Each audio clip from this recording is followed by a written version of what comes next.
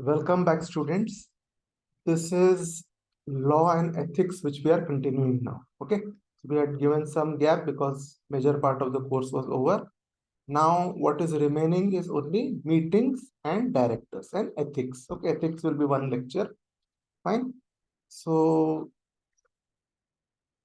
what's going to happen is now we're going to will complete your course in 6 lectures. Okay, so all will be back-to-back lectures, right? So lecture length will be about 2.5 hours to 3 hours. Okay, this is going to be your lecture length. And so today, topics to be completed are meetings, which needs 2 days, 2 lectures, that is. Okay, and then directors 3. Okay, and ethics 1 will be sufficient. Okay, so this will complete your course. All other parts have been already completed, as you know. Okay, so next 6 days, I'm starting from today, right, which is 8th, right? So 8th, 9th, 10th, 11th, 12th, 13th. By 13, everything will be completed. Okay, right. So these lectures are basically for CMA Intermediate June 2023 attempt, which will start from July 15th. Okay, and we are doing section C, corporate laws, which is of 35 marks, right? Remember that this is only a 35 marks part, which is why the detailing is a little less. Okay, detailing thoda kam hai because this is not a full 100 marks paper. Okay, this is just one section. So generally speaking, when you read company law as a 100 marks subject, the detailing is much more. You will see here that your detailing is not that much. Okay, it's better to follow the study material because it communicates to us what level of detailing is required. Okay, so here in this case, like I would suggest you not to study using any other study material like CA study material or CS. Okay, so the detailing required for you is different. It's only 35 marks, correct? So just stick to your CMA study material. Chaliye, so this is your lecture 1 of meetings, okay, which will be a 2 lecture part. So let's start now.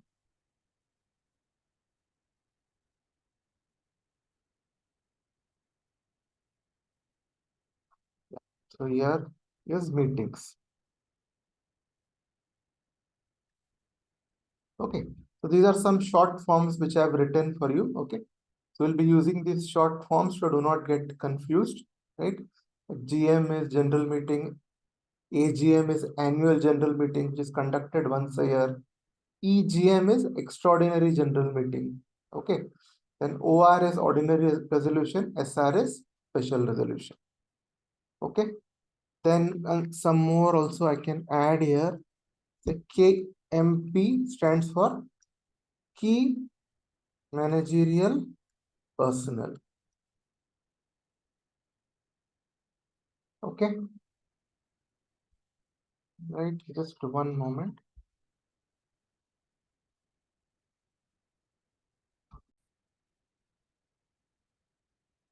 Okay, so KMP stands for key managerial personnel. Okay, so ये सब just it will just make it little shorter for us. Okay, as in how we go ahead, right?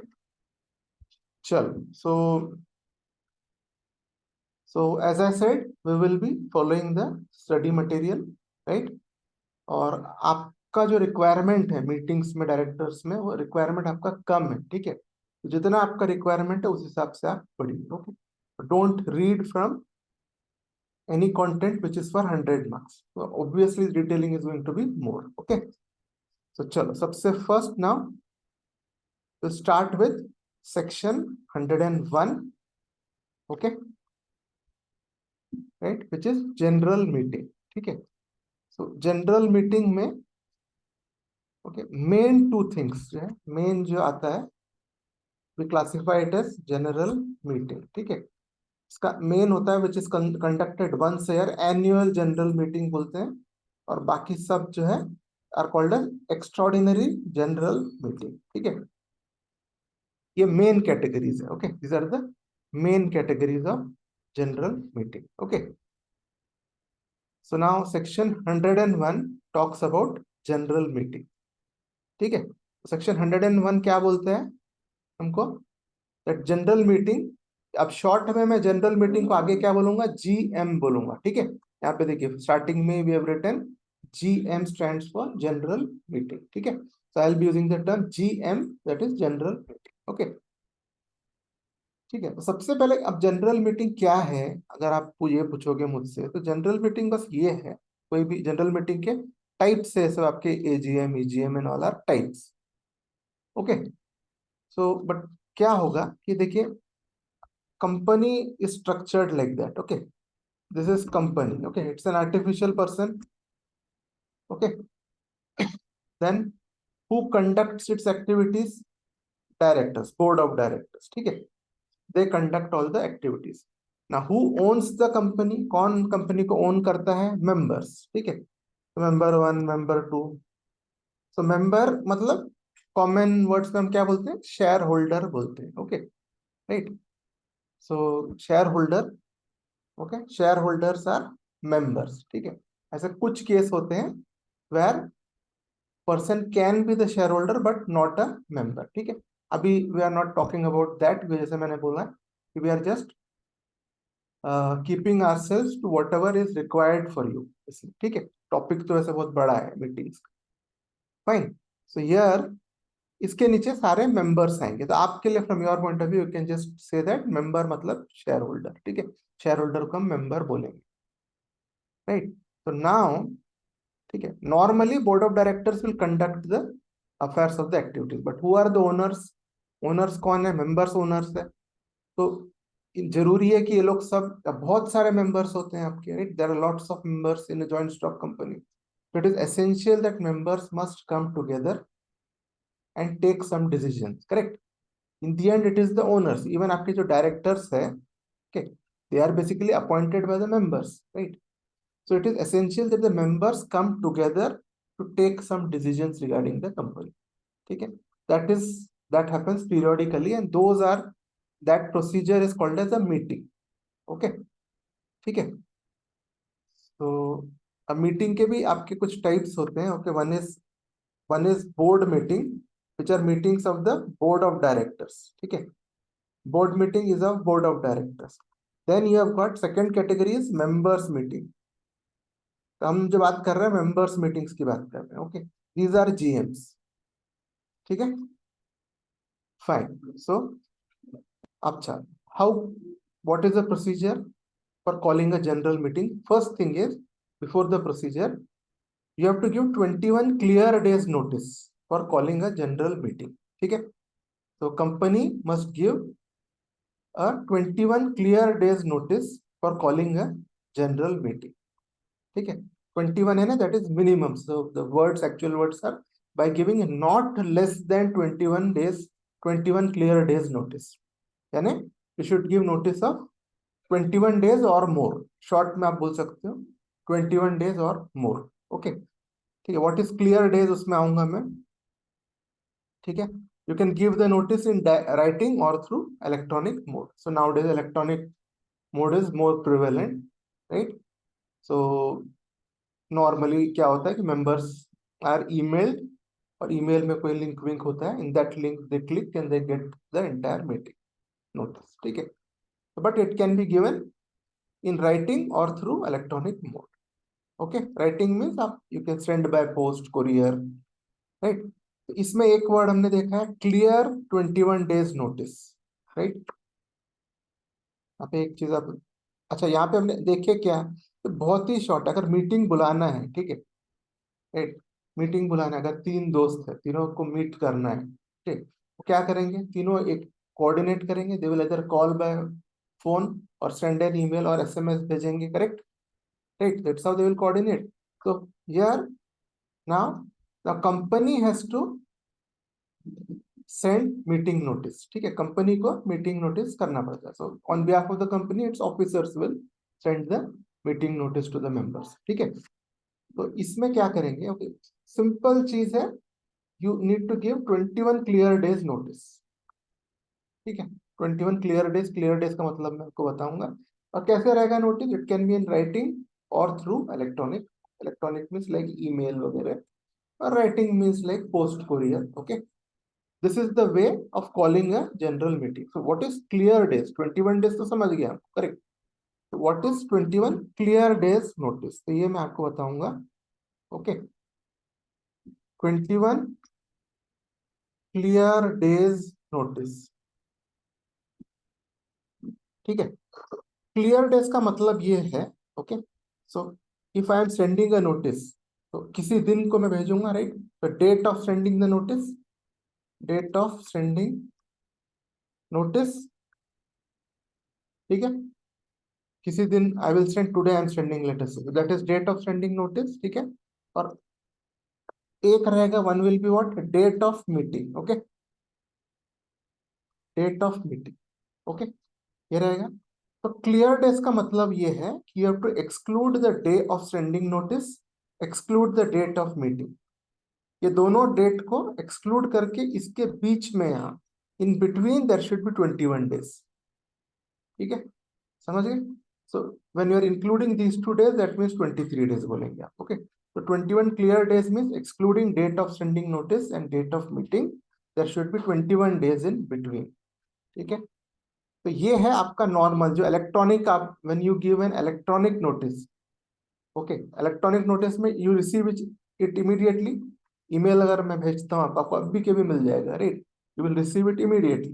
तो this is for process for electronic notice. ठीक है, if you want to send it to through post courier, there will be some delay, correct? Once they post the letter and you receive it, कुछ time lag रहेगा, right? So in case of post you get 2 additional days. ये इसका procedure है. In case of post, okay, add 2 days. यानी ये 21 clear days notice जो है, ये आपका अगर इन केस ऑफ पोस्ट ये 23 हो जाएगा. Okay, correct, right? तो और इसको दूसरे तरीके से ये बोल सकते हैं, ये 21 क्लियर डेज नोटिस से what you will exclude is date of sending notice, exclude date of meeting and exclude 2 more days.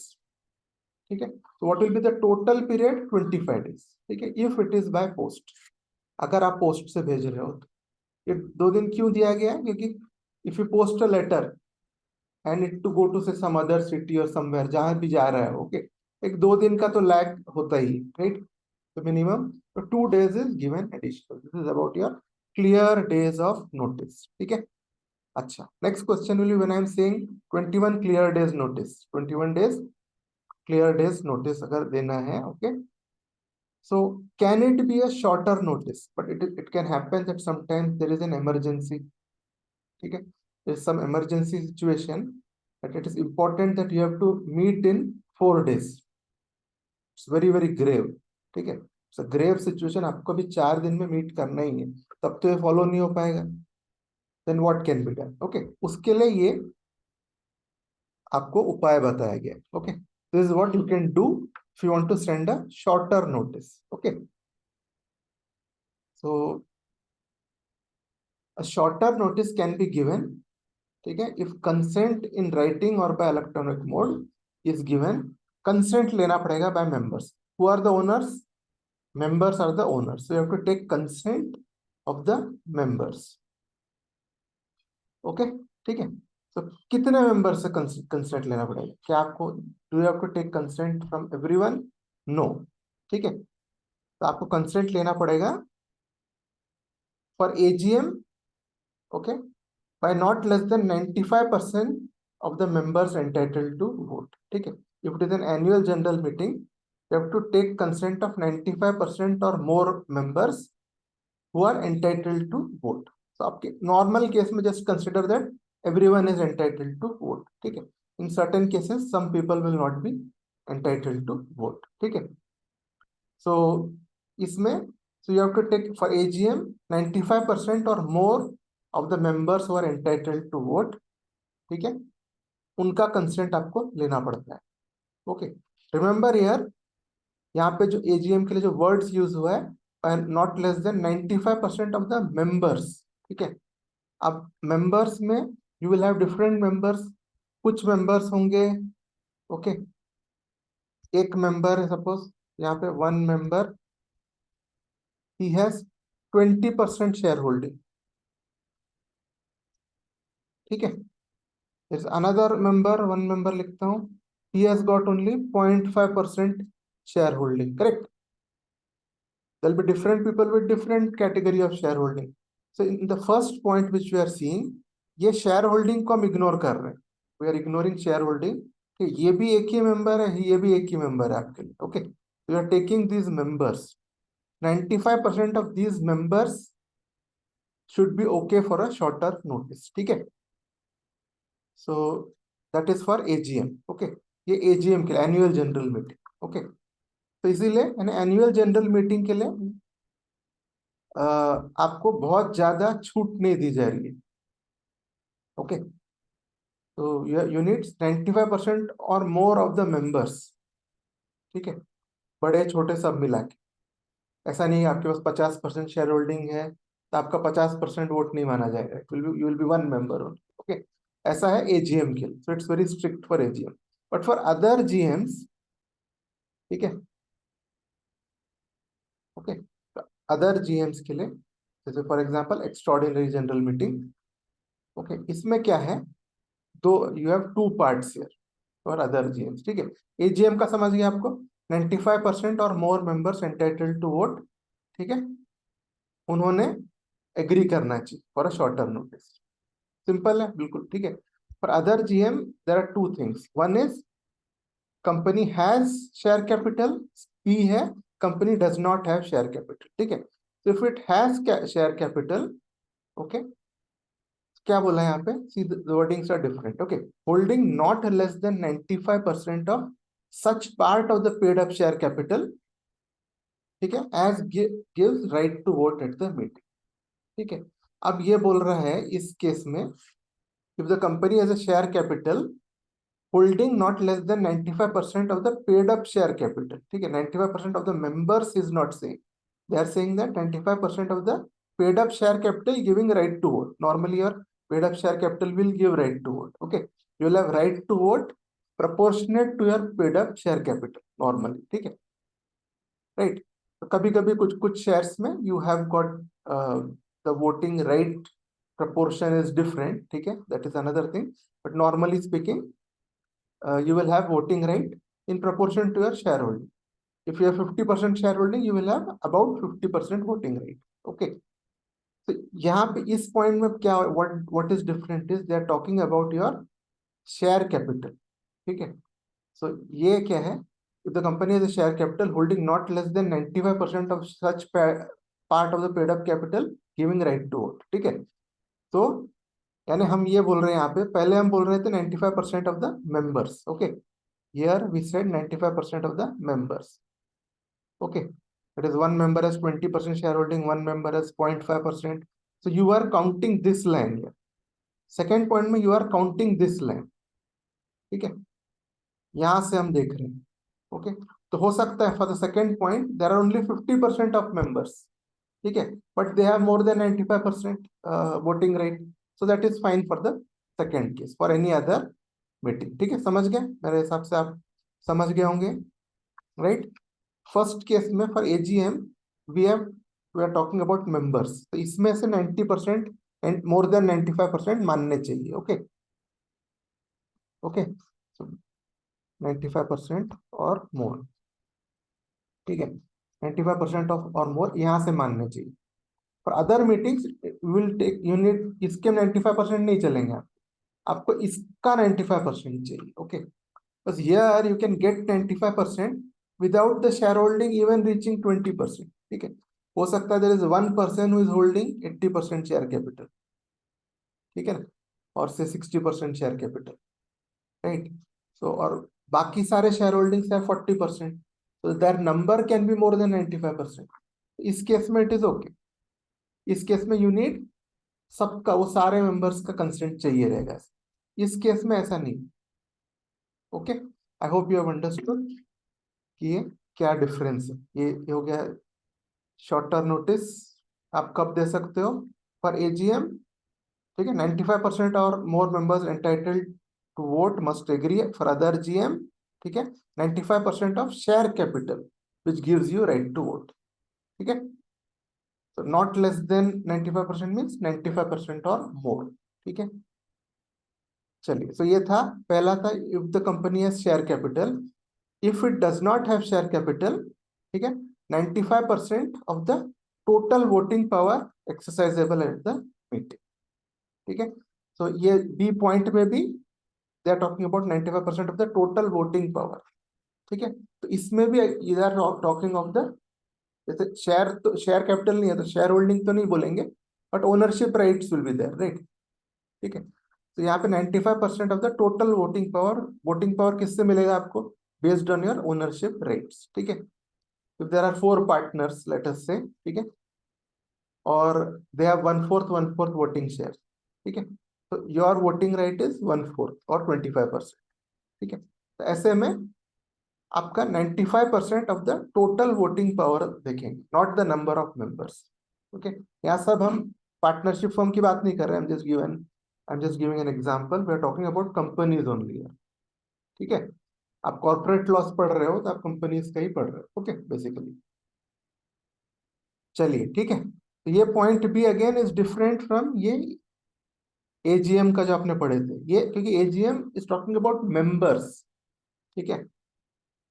तो मेंबर्स में आपको ये समझिए कि हो सकता है members holding only 20% of share capital are more in number, they are more than 95%, it's possible, ठीक है। यहाँ पे ऐसा नहीं चलेगा, यहाँ पे you have to see in proportion of your share capital if it is a share capital company, ठीक है, और in proportion of your voting right for company without a share capital, ठीक है। चलिए, यहाँ तक we are all fine I think, ठीक है।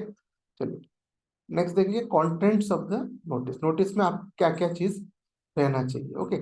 फर्स्टली, ओके, अच्छा, इसमें सेक्शंस कितने इंपॉर्टेंट है ये भी स्टूडेंट्स पूछते हैं, तो मैं ये बता दूं आपको कि you need not learn all the sections, ठीक है, कुछ कुछ जो याद रहते हैं वो कीजिए, that's one thing. Second is subsection के ऊपर ध्यान मत दीजिए, ओके, लाइक यार 101 2 है, सबसेक्शन 2 है यहाँ पे, राइट। तो सबसेक्शन पे ध्यान मत दीजिए, just if you can remember, आप कुछ main sections 8-10 if you can आप रिमेंबर कीजिए, if you are not able to remember कोई प्रॉब्लम नहीं, still you will get good marks, ठीक है। तो स्पेशली इन इंटरमीडिएट लेवल ये नहीं देखा जाता है कि आप बहुत सेक्शन कोट करेंगे, okay, but the thing is don't quote wrong section, ठीक है। आपने कोट नहीं किया, that is fine, that's okay, but quoting a wrong section makes your answer wrong, right. चलिए, so contents of the notice, notice में क्या क्या रहना चाहिए, फर्स्ट थिंग इज,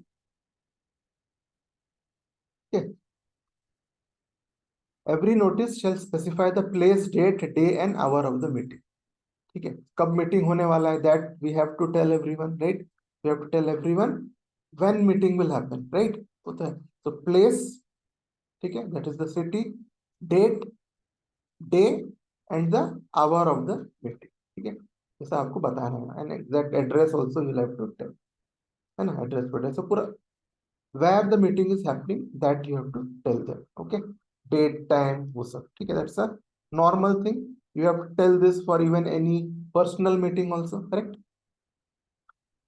चलिए, और ठीक है, so if you just tell someone, आप suppose you want to just call a meeting of, let us say even your, आप किसी अपार्टमेंट में रहते हो, okay, for your apartment you want to call a meeting, say there are 8 people who are going to attend, unless you tell them why they have to attend, they will not come, right, everyone wants to spend their own time their way, right, आप बुलाओगे तो ऐसी तो नहीं आ जाएगा कोई, right। So यहाँ पे जो है it is, it's very important that you tell the purpose of the meeting, okay. So purpose मतलब it shall contain the statement of business to be transacted at the meeting, business transacted यानी क्या decisions लिए जाएंगे meeting, that you have to tell, ठीक है, in the notice itself आपको बताना पड़ता है, ठीक है, जब नोटिस दे रहे हैं तभी उनको they should know what decisions are going to be taken, ठीक है। चलिए, नेक्स्ट सेक्शन में हम आ रहे हैं which is section 102. Okay, this is statement to be annex to the notice. ठीक है, तो ये एक सेक्शन है 102(1), इसको आप याद रख सकते हैं. ठीक है, this statement to be annex to the notice, it's very important. Okay, तो ये नोटिस का क्रक्स है. ओके, नोटिस में आप क्या चीज लिखेंगे. Okay, that is this section. Okay, so this is 102 subsection 1, statement to be annexed to the notice. ठीक है, तो क्या रहेगा, what will be there in the statement to be annexed to the notice. ठीक है, that we will see. चलिए, तो statement with the following material facts concerning each item of special business to be transacted at the GM shall be annexed to the notice. ठीक है ना, यानी क्या, what will you annex मतलब जोड़ना. ठीक है, so anything, if I am writing a letter and I am just adding say some other supplementary certificates or something, those are annexures. ठीक है, तो जैसे हम in email whatever is attachment is nothing but an annexure. ठीक है, right? So now, so what are the statements to be annexed? What are the statements to be annexed to the notice? ठीक है, तो सबसे पहले you will add a statement with some material facts, main facts. ठीक है, concerning each item of special business to be transacted at the general meeting. ठीक है, so special business क्या है, मैं आपको I'll tell you shortly. Okay, there are two types of business. One is called an ordinary business, another one is called as special business. ठीक है, तो इसको हम देखेंगे. Okay, what is special business. Okay, so यहाँ पे statement with the below material facts for, और ये बोल सकते हैं relating to each item of special business. ठीक है, ये स्टेटमेंट हमको ऐड करना पड़ता है. So what are the material facts, यहाँ पे बोल रहे हैं फॉलोइंग मटेरियल फैक्ट्स हम बोल रहे हैं, right. What are the material facts, ये हम अब देखेंगे ये points. Okay, will see the points. बहुत सिंपल है, there are some points. Okay, but these are all very very simple. So actually speaking, you know, these topics, especially meetings, is very logical. Okay, so everything has a meaning to it, reason for it. ठीक है, तो चलिए, क्या material facts, statement of what material facts will be annexed to the notice. सबसे पहले first thing is nature of concern और interest, financial और otherwise. ठीक है, कंसर्न और इंटरेस्ट का मतलब है कि एनी, यानी एनी इंटरेस्ट, कोई भी whatever decisions are taken in a meeting, they are taken through resolutions. ठीक है, तो बोलते हैं resolution. Okay, there are two types of resolution. ठीक है, two main types I would say. Ordinary resolution, OR in short, SR is special resolution. ठीक है, ये देखेंगे बाद में, but decisions are taken through resolutions. ठीक है, so resolution is like it's a it is a decision. ठीक है, डिसीजन को, क्या आप डिसीजन लेना चाहते हैं उसके डिटेल्स होते हैं उसमें, and when it is accepted by the meeting it becomes a accepted resolution. ठीक है, और we call it as resolution is passed. ठीक है, तब हम बोलते हैं, जब व्हेन इट इज पास्ड तब बोलते हैं रेजोल्यूशन इज पास्ड. ठीक है, चलिए, तो यहाँ पे विल सी, यहाँ पे क्या हम देख रहे थे, statement to be annex to the notice. Statements में what are the material fact that you have to show. अब हम बोल रहे हैं स्टेटमेंट ऐड करना, उस स्टेटमेंट में क्या लिखा होगा, क्या लिखा होगा वो ये देख रहे हैं. Okay, what is to be written is nature of concern और इंटरेस्ट, फाइनेंशियल और अदरवाइज ऑफ, ठीक है, every director and the manager, every other key managerial personnel, KMP key managerial personnel. ठीक है, और ये क्या होता है मैं बताऊंगा आपको. And relatives of the above persons means director, manager और की मैनेजरियल पर्सन. ठीक है, ठीक है, these are all decision making people. Okay, ये लोग मेन डिसीजन मेकिंग बॉडी के होते हैं. Okay, directors you know, manager you know. ठीक है, what is key managerial personnel. ठीक है, ये आपके कोर्स में उतना डिटेल में नहीं है, what is key managerial personal वगैरह. ठीक है, जस्ट फॉर अंडरस्टैंडिंग मैं आपको बता रहा हूँ. Okay, key managerial personnel as defined under the companies act. ठीक है, इसमें यू हैव ये सब चीजें हैं। वन इज, अच्छा ठीक है, KMP ऑफ अ कंपनी में कौन कौन आते हैं, की मैनेजरियल पर्सनल में, who are the ones who comes. One is CEO, manager और मैनेजरियल डायरेक्टर। ठीक है, ये कंपनीज एक्ट ने खुद डिफाइन किया हुआ है। ओके, ये आपको याद नहीं करना है। Okay, this is just for your understanding. CS भी आ जाता है उसमें। Okay, whole time director. ठीक है, राइट, देखिए there is no part time director here. Okay, part time director नहीं, this is whole time director. CS, CEO, manager और मैनेजिंग डायरेक्टर। ठीक है, CFO। ठीक है, ये सब ही मेन CEO के अंदर ये सब आते हैं। ठीक है, सॉरी, ये come under KMP, key managerial person. ठीक है, ये सारे लोग हैं। और है, you have such other officers. ठीक है, such other officers designated by the board as key managerial personnel. ठीक है, board can designate some people as key managerial personnel, but they should not be one level below the directors in whole time employment. ठीक है, यानी बहुत junior लोगों का आप नहीं बना सकते, maximum they should be one level below the directors level. Okay, such other officers as prescribed. Fine, so basically ये है, ये मेन आपको हु इज KMP मतलब you should just remember this, CEO, manager, managing director. Okay, CS, whole time director, CFO, बस। ठीक है, ये आते हैं आपके key managerial personnel. So, in statement to be annexed to the notice, what are the material facts that should be shown? One is nature of interest, financial or otherwise, of these important people in the resolution. इनके फायदे की कुछ बात है क्या resolution में? Okay, that has to be shown in that statement. Okay. And second is general one, any other information and facts enabling members to understand the meaning, scope and implications of the items of business. यानी और कोई information चाहिए, if you are writing something, वो पढ़ने से if it is not self-explanatory, then you can explain it more.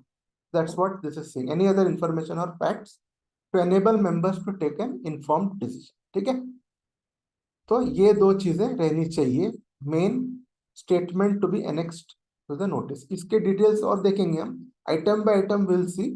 This is a group 1, इसमें grouping हमने देखे हैं मेन कि what should be the main thing that, कि नेचर ऑफ कंसर्न और interest of director, manager, KMP and their relatives. ठीक है, and second is any other information और facts to enable them to make an informed decision. ये general में बताया ना, any other information or facts. इसके और detailing we will see later. Okay, what information and facts, all that. चलिए, but next is notice to whom to be issued. ठीक है, notice हमको किसको देना है, किस किस को देना है नोटिस। ठीक है, नोटिस देना है तो सबको तो नहीं देंगे। Okay, everybody who is staying in that area, उनको सबको तो नहीं देंगे, right. We will give notice to only the concerned people, correct? When we send a marriage invitation, okay, or any other function, we send it to people who are relevant, correct? Our relatives, friends. Similarly, company, the business organization, it will send notice only to the relevant people, correct? Who are that relevant people? कौन है वो लोग? ठीक है, तो इसमें इसमें बाकी आप सब सेक्शन के पीछे आपको ज्यादा पढ़ने की जरूरत नहीं है। If you want to remember, remember some main sections. ठीक है, दैट इज फाइन, राइट। और ऐसा बहुत ज्यादा सेक्शन याद करने के पीछे मत पड़िए। Okay, in the course of your studying whatever you remember that is okay, don't specially sit and learn sections. ठीक है, इसकी जरूरत नहीं है आप लोगों को। ठीक है, your marks will not reduce by too much if you just don't know the sections. You can still score exemption very easily even if you don't know the sections. ठीक है, because it is not expected of you कि आपको ये सारे sections याद रहेंगे। even people who have qualified, ठीक है, they use many things। अगर उनको section चाहिए रहेगा तो देख के बताया जाता है। Okay, and then there are many amendments which keep happening, so there is no point in learning the sections actually. It's not a value add. So only thing is you need to know some important sections, that's all, not the rest. ठीक है, चलो। So notice to whom to be issued, it should be issued to every member. Members are owners, they will get notice. legal representative of deceased member. Deceased means dead, who has passed away. ठीक है? So every member, legal representative of any deceased member or assignee. If the person has become insolvent, then the official assignee takes over. Correct? So assignee is the official assignee of an insolvent member. So you have to send it. So first point basically is about the member. Notice should be given to the member. If member is not there, then legal representative of deceased member or assignee of insolvent member. Okay. So basically this point is for member. So notice must be sent to number one, member. Number two, auditors, they are relevant to the company. Directors are relevant to the company. Okay. बस यही है. This notice of general meeting, it will be sent only to the members, auditors and every directors. ठीक है. तो members में बहुत सारे लोग cover हो जाएंगे because all other relevant people will be from the members only. ठीक है. So members, auditors, every director. You have to send notice to them. Short में आपको याद रखना है सब चीजें. Okay. Just remember in short. Okay. So next is notice by electronic mode. Notice by electronic mode. सब इलेक्ट्रॉनिक से आप समझ गए होंगे, हम ईमेल वगैरह की बात कर रहे हैं. Okay. So how to send notice by electronic mode? इसमें that is prescribed in rule 18. ठीक है. So rule 18 tells you procedure for issue of notice through electronic mode. Okay. क्या बोलता है rule 18? क्या बताता है? Procedure for issue of notice through electronic mode. जब when it is saying issue of notice through electronic mode, सबसे पहले ये समझाना जरूरी है what is electronic mode. इसका एक छोटा definition है, याद करने की जरूरत नहीं है. ठीक है. Just see, this is a small definition of electronic mode. It is a communication sent by a company through its authorized and secured computer program. Correct? Electronic mode, say if it is sending notice through electronic mode, so that means it is sending it through an authorized and secured computer program capable of producing confirmation. Okay. So when it is sending notice, okay, it should be capable of producing confirmation. जिसने accept किया, that acceptance you should be able to see. Capable of producing confirmation and keeping record of such communication. ठीक है. Addressed to the people for whom we are sending the notice. जो आपके intended recipients है, whoever are your intended recipients. Okay. You should be able to keep a record that you sent the notice on this time, we emailed it, whatever emailed or sent over. Okay. And on this time that person received, on this time that person accepted. All that should be there. Okay. So it should be that kind of a program. Okay. ठीक है. And दूसरी बात है, where will you send it, कहां पे भेजना है आपको? At the last electronic email address provided by the member. Okay. Previously whatever he has provided, वहां आप भेजोगे, दैट ईमेल एड्रेस में आप भेजोगे. ओके. But so when you say proceed issue of notice through electronic mode, what electronic mode means is, ठीक है, communication send through authorised and secured computer program. ठीक है. Capable of producing confirmation and keeping record of it. ठीक है. To whom will you send? ठीक है. Where will you send? ठीक है. To whom will you will send, ये तो हमने ऊपर देख ली. ठीक है. Member, auditors and every director. That is to whom you will send. Okay. Where will you send? At the last electronic email address. Electronic mail means email, right? Provided by the member. यहाँ आप भेजोगे. Okay. अब हम देख रहे हैं procedure of sending notice through electronic mode. Okay. Now what we are seeing, procedure of sending notice through electronic mode. So ऊपर मैंने बोला था ना, हमने general 2 points बताए थे. Now this is the expansion of this. ठीक है. Section 102(1) में we had seen general 2 points मैंने बोला था. करेक्ट आपको? तो चलिए मैं आपको एक बार बता ही देता हूँ. ठीक है. Here section 102(1), right? Statement to be annexed to the notice. तो क्या रहेगा स्टेटमेंट में? क्या रहेगा? नेचर ऑफ कंसर्न और इंटरेस्ट ऑफ दिस पीपल. ठीक है. और ये बोले थे हमने, any other information and facts enabling members to understand the meaning scope of the meeting. ठीक है. ये सब ये बताए थे. अब एनी अदर इंफॉर्मेशन बोलते तो इसको थोड़ा एक्सपेंड करना चाहिए हमने, right? So we are expanding this thing. Okay,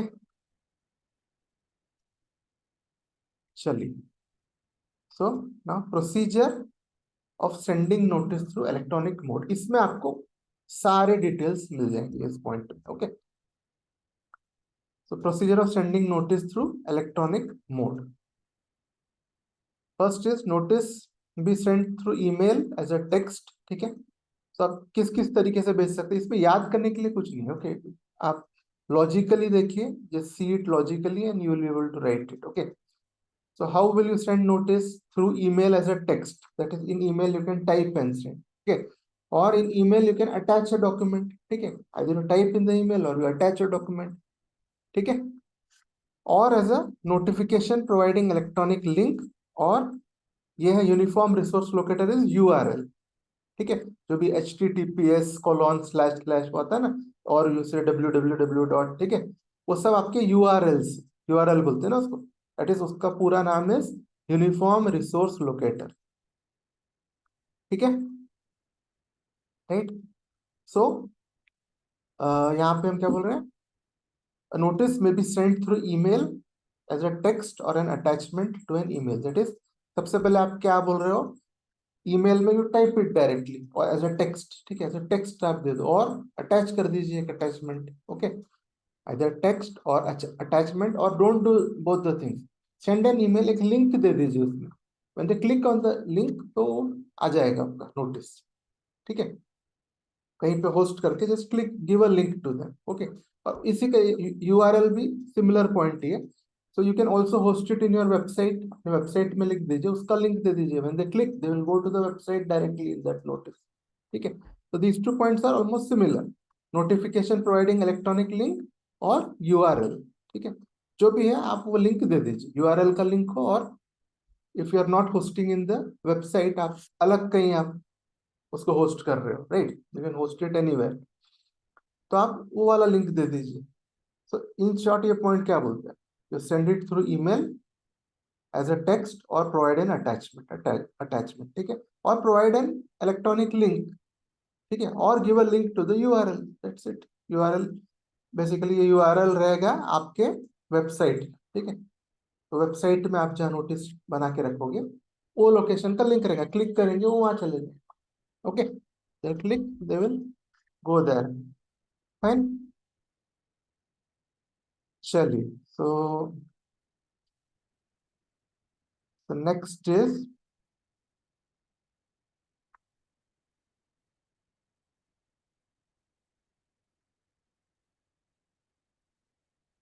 चलो, तो नेक्स्ट पॉइंट जो हम बात करेंगे, फर्स्ट वाज कैसे भेजना है, तो हमने देख लिया, आप ईमेल में भेजेंगे अटैचमेंट एंड ऑल दैट, ठीक है, किसको भेजेंगे, to whom you will send, addressed to the person entitled to receive such email as per the records of the company or provided by the depository, ठीक है, तो किसको भेजेंगे, address it to the person entitled to receive such email, ठीक है, as per the records of the company और provided by the depository, ठीक है, तो उसको भेजिए as per company records, company के रिकॉर्ड में उसका जो ईमेल आईडी है लास्ट जो दिया होगा, दैट यू विल यूज, ठीक है, और डिपॉजिटरी तो आपको मालूम होगा मेरे ख्याल से, अभी हमारे डिस्कशन के पार्ट में नहीं है, दिस इज डिपॉजिटरी, ठीक है, I hope you would be knowing depositories, ठीक है, तो यहाँ पे मेन दो डिपॉजिटरीज होते हैं आपके, एनएसडीएल एंड सीडीएसएल, ठीक है, तो इसमें बस क्या होता है, ठीक है, आपके जो स्टॉक एक्सचेंजेस होते हैं, okay, there are two, national stock exchange और बॉम्बे स्टॉक एक्सचेंज, और भी हैं छोटे मोटे, these are the main stock exchanges, ठीक है, हैविंग नेशन वाइड टर्मिनल्स, ये दोनों, इनके डिपॉजिटरीज ये है, एनएससी का है, एनएसडीएल, बीएससी का है, सीडीएसएल, ओके, सो ठीक है, तो ये दोनों इनके डिपॉजिटरी, डिपॉजिटरी बेसिकली क्या करते हैं, जो शेयर होल्डर्स है, जो जो आपके शेयर्स है ना, ठीक है, it is converted into electronic form, you would be knowing about demat account, correct, electronic form में कन्वर्ट होकर जो डीमैट अकाउंट में मेंटेन होता है ना, it is maintained by these, इनके ये लोग मेंटेन करते हैं, ठीक है, एनएसडीएल सीडीएसएल जो है, Okay, they will maintain it maintain your demat account. ठीक है, तो शेयर्स आपका जैसे हम पैसे अकाउंट में डालते हैं, फिर वो it goes into the account, ATM में you can just see the figure. Correct. ठीक है, तो लाइक दैट आपके शेयर्स जो है from physical form it will get converted to dematerialised form. ठीक है, तो जब जो जो डीमटेरियलाइज्ड में हो जाता है, तो then these depositories have the record of the shareholders, because when they change certain things, latest information can be there with the depositories. Online होता है ना, so they can have latest information. So इनसे भी email address लिया जा सकता है. They can take email address from them. ठीक है, address to the email address as per the records of the company or as provided by the depository. ठीक है, subject line में क्या लिखना है?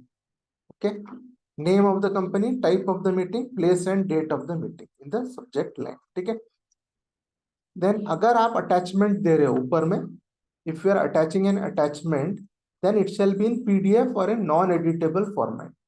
ठीक है, they should not be able to edit it. Non-editable format में attachment should be there. Okay, so if there is an attachment, कुछ ना कुछ सॉफ्टवेयर का अटैचमेंट होगा, जैसे PDF for example. Okay, so if it is a PDF you are attaching, then you have to add a link with instructions to download जो PDF का जो भी है. अगर Adobe PDF है बेसिकली, ठीक है, अगर Adobe PDF है तो वो PDF का सॉफ्टवेयर डाउनलोड करने का लिंक आपको देना पड़ेगा. ओके, तो है ना, क्योंकि ये मान के चले कि may be 80% people will already have PDFs वगैरह, but there can be 20% people who are not tech savvy. ठीक है, वो लोग लैपटॉप वगैरह यूज नहीं करते हैं, दे आर लेट अस से ओल्ड पीपल और व्हाटएवर. ओके, तो आप वो उनको अगर आप भेजेंगे ये लिंक, वो क्लिक करेंगे, they might not be able to open. Right, तो इसीलिए you have to give a link to download the software for PDF also. ठीक है, चलिए, तो ये हो गया बात.